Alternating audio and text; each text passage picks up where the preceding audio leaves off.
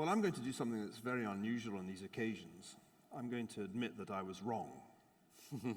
You almost never hear that, particularly from academics, because we tend to make a virtue of consistency. But I'd characterize my 2016 in terms of post-Brexit traumatic stress disorder, that I was arguing right up until the referendum for Remain, but it's one of the few times in my life that I've argued something without wholly believing it. I think I argued it in large measure because I didn't want the Cameron-Osborne government to fall. And that wasn't really a good enough basis for making those arguments. The one argument that I would stick with was the argument that it would be like a divorce. It would take much longer than anyone expected and cost much more. But as a number of people pointed out when I made that argument in The Spectator, yes, Neil, but you did get divorced. And I think... You also made the point that there were 27 ex-wives. 27 ex-wives, which is a kind of terrifying thought when you are a divorcee. So I still think that's right. And in fact, I saw Howard Shaw yesterday. I said, look, Howard, you were right.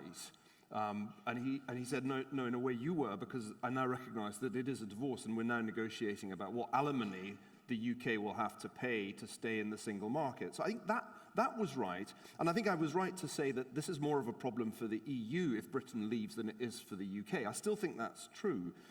But, you know, if I step back, and I'll be brief because I know you're in a hurry, and I ask myself the question, you know, how did the EU do over the last 10 years? Let's just rate it. I think, number one, I always was a skeptic about monetary union. Monetary union's been a disaster for all the reasons that we said it would be in the 1990s, the reasons that Britain stayed out. It's been a disaster for Southern Europe. It's only worked for Germany, really, or let's say more broadly for Northern Europe. But for Southern Europe, creating a monetary union has been a huge disaster. It's made the shock of the financial crisis much, much more severe for Southern European countries that in the past would simply have devalued. Two, European security policy, especially with respect to North Africa and the Middle East, has been a disaster. Two, three, on the migration issue, the European leadership got it disastrously wrong. Four, on the question of radical Islam, the European leadership has fundamentally got it wrong. And I think one has to recognize that the European elite's performance over the last decade entirely justified the revolt of provincial England. That was what we saw in Brexit. And I have to say that if those of us who essentially are part of the elite had spent a little bit more time in pubs around provincial England, and for that matter, provincial Wales, we would have heard what I just said. Because what I heard wherever I went in the weeks before the referendum, and that did include provincial England and provincial Wales, was you were all arguing about GDP. This is not about GDP.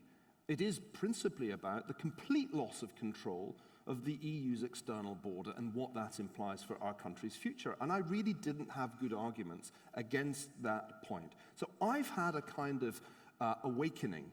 Brexit woke me up, and it reminded me that I needed to pay much more attention to what the non-elite majority of voters were feeling. And on the issue of EU performance, I think they were right. I think the EU leadership had performed so badly that British voters had a right to say, the heck with this. Now, one last point. In the midst of all of this, there's an endless post-mortem about what David Cameron got wrong. I think what he got wrong was not to call the referendum. What he got wrong was when the Europeans made a pathetic offer to him, which essentially meant nothing in terms of the control of immigration, David Cameron should have said, sorry, that's not good enough. I'm going to back Brexit. And that was the great mistake of his career, and it was also the great mistake of my career, because I should have said, when I saw that absolutely risible offer, actually, that's not good enough. We should back Brexit. I wish I'd written that column. I deeply regret that I didn't.